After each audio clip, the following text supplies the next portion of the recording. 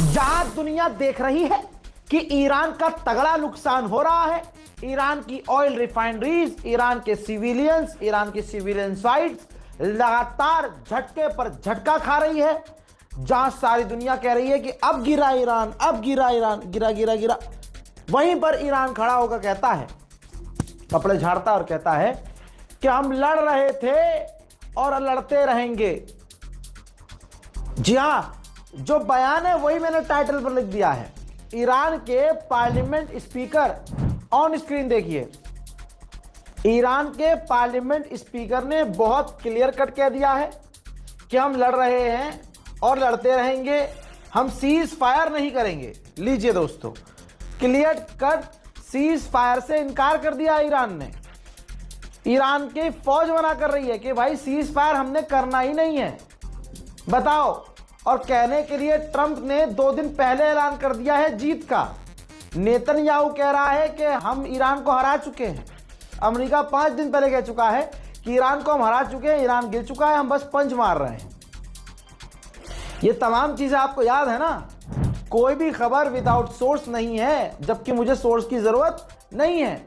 लेकिन जान लीजिए, ईरान फिर से कह रहा है कि हम कोई सीज फायर अमेरिका से नहीं चाहते हैं। दोस्तों, उन्होंने ईरान के पार्लियामेंट स्पीकर ने कहा कि नेतन्याहू और डोनाल्ड ट्रंप ईरान को तोड़ना चाहते हैं। साथ ही उन्होंने ऐलान कर दिया है कि हम, ईरान अभी भी स्ट्रांग है और हम लड़ते रहेंगे। ईरानियन ऑफिशियल ने कहा है कि हम दुश्मन के इंफ्रास्ट्रक्चर पर हमला शुरू कर देंगे अगर इसी तरह से हमारे इंफ्रास्ट्रक्चर को निशाना बनाया गया। अब बयान सुनिए। यानी من با خیلی روشن و قطعی این رو عرض میکنم، چون طراحی داشتیم، پلن مشخصی رو دنبال میکردیم تا این 10 روز که هست طبق پلنی که ما داریم میریم کارمون رو به طور قطعی گام به گام داریم پیش میبریم. یعنی چون آمادگی قبلی بود، فاصله واکنش ما در جنگ دوم نسبت به جنگ اول بسیار کوتاه‌تر شد. بسیار کوتاه‌تر، بسیار کوتاه‌تر. یعنی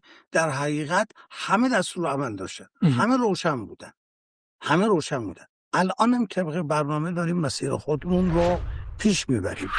भाई, इन्होंने बड़ा खुलासा किया कि इराक की सरजमीन से कोई ईरान में घुसने की कोशिश कर रहा था, एक ग्रुप जिसे हेलीकॉप्टर से इराक ने ट्रैक किया, उन लोगों का पीछा किया और उन लोगों को गिरफ्तार कर लिया जो ईरान में घुसने की कोशिश कर रहे थे। भाई साहब, बहुत खतरनाक मैसेज दिया है इन्होंने कहा है कि ना हम वेनेजुएला हैं, न सीरिया है, न इराक है, न अफगानिस्तान। भाई साहब, इन्होंने क्लियर कह दिया कि अब आयरन डोम नहीं रहा।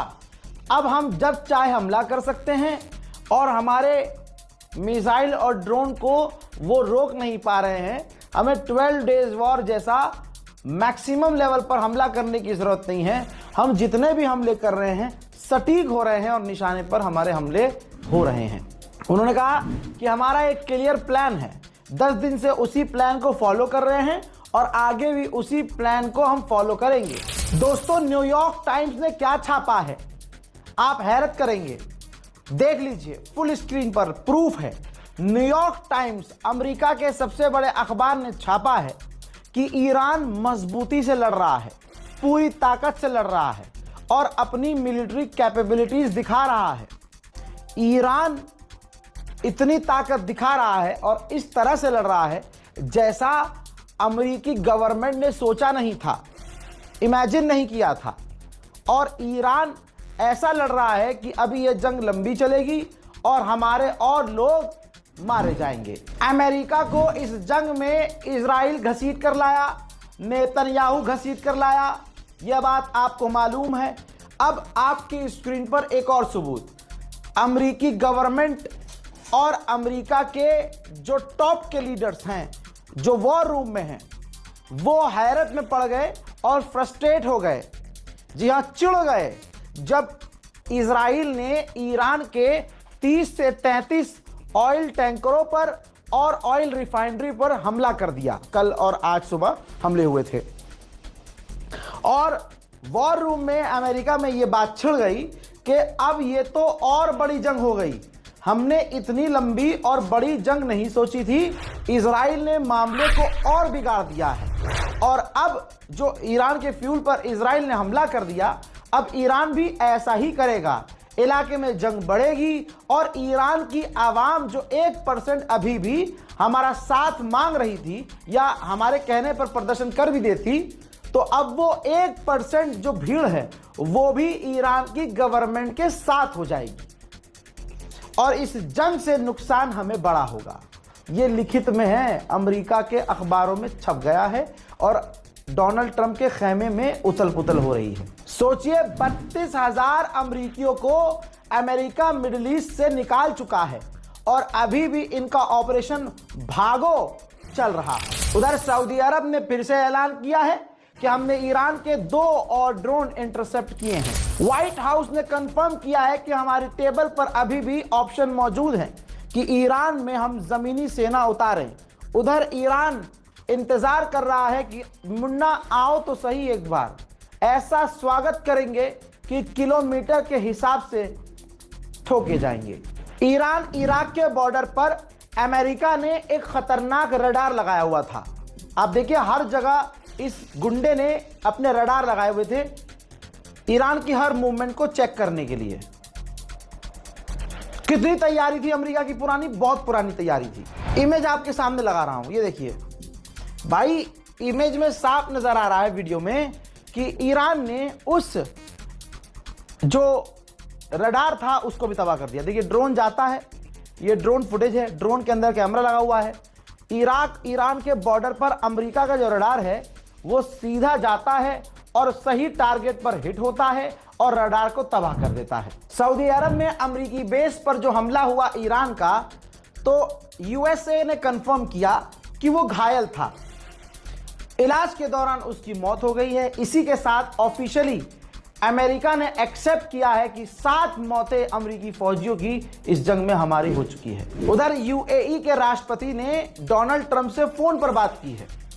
अब बात क्या की है ये सामने नहीं आया है, लेकिन ये रोया बहुत होगा यूएई का राष्ट्रपति कि भाई तुम्हारे चक्कर में हम पीटे जा रहे हैं। उधर यूएई और रशिया के विदेश मंत्रियों ने फोन पर बात की है और दोनों ने बात बिल्कुल जेन्युइन कही है कि सिविलियंस पर अटैक नहीं होने चाहिए और दोनों देशों की यह बात बिल्कुल सही है। इजरायली सोर्स कह रहे हैं, मैं पहले बता रहा हूं, मैं बता देता हूं कौन क्या कह रहा है। इजरायली सोर्स कह रहे हैं कि अमेरिका का प्लान है कि ग्राउंड ऑपरेशन किया जाए, ईरान में उस जगह पर रेड की जाए जहां ईरान का यूरेनियम है और उसको चुरा लिया जाए। उधर ईरान के राष्ट्रपति ने अजरबैजान के राष्ट्रपति इल्हाम अलीयव से फोन पर बात की और उनको सफाई दी कि यह हमला जो आपके यहाँ हुआ हमने नहीं किया था, हम इसकी पूरी जांच करने को तैयार हैं। ईरान का सबसे बड़ा अखबार तेहरान टाइम्स, उसके फ्रंट पर 100 बच्चे जो मारे गए हैं फ्रंट पेज पर छापा और कहा डोनाल्ड ट्रंप इन बच्चों की आंखों में देखो। याद होगा मीडिएशन के दौरान डोनाल्ड ट्रंप के दामाद अमेरिका और ईरान से बात कर रहे थे। ठीक, कहा जा रहा है कि वो डोनाल्ड ट्रंप के दामाद इजराइल जाने वाले हैं। अब ये दोनों शैतान मिलकर और क्या प्लान करेंगे ये तो देखना पड़ेगा। ईरान का खौफ स्ट्रेट ऑफ हॉर्मुज में इतना है कि ये देखिए, टाइम लैप्स दिखा रहा हूं आपको। यहां आपको सर्कल के अंदर कोई मूवमेंट नजर नहीं आ रही होगी, बाकी दोनों तरफ आपको जहाज की मूवमेंट नजर आ रही है। किसी की औकात नहीं कि हैदर के लाल ने जो लकीर खींच दी है उसे कोई क्रॉस करके दिखाए। जिसने कोशिश की है या तो मारा गया है या सारा तेल बह गया है या कईयों का अभी तक पता ही नहीं है। इजराइल ने ऐलान किया था कि हम ईरान पर हमला बढ़ाएंगे। उसने सिर्फ हमला बढ़ाया नहीं है बल्कि अपना हमले का एरिया भी वाइड कर दिया है। ईरान के ज्यादातर शहरों पर वो हमले कर रहा है। ईरान पर हमले के मंजर देखिए।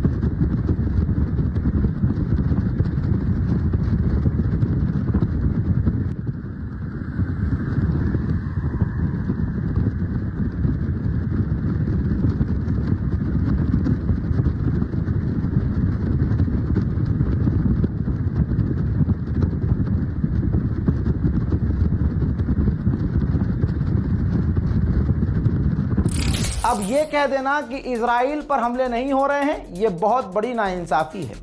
हजरात, इजराइल के ऊपर दर्जनों मिसाइल ईरान ने दागी, जिनमें से कुछ मिसाइलें गिरी। अमेरिका और इजराइल कोशिश कर रहे हैं कि उनके नुकसानात की तस्वीर सामने ना आए। खासकर बड़ी मेहनत कर रहा है इजराइल, लोगों को गिरफ्तार कर रहा है, उनसे फ़ोन छीन रहा है, पत्रकारों को भी जेल में डाल रहा है। बड़ी मुश्किल से ये तस्वीरें आई हैं जिसमें आप देख सकते हैं इजराइल में जो ईरान की मिसाइलों से तबाही मची है। ठीक, तबाही आप देखिए। तो ये कह देना कि ईरान की मिसाइलें नहीं गिर रही हैं, ईरान लॉन्च नहीं कर पा रहा है। अमेरिका और इजराइल बार बार झूठे साबित हो रहे हैं और कुछ वीडियोस भी हैं इजराइल में जो तबाही मची है, देखिए।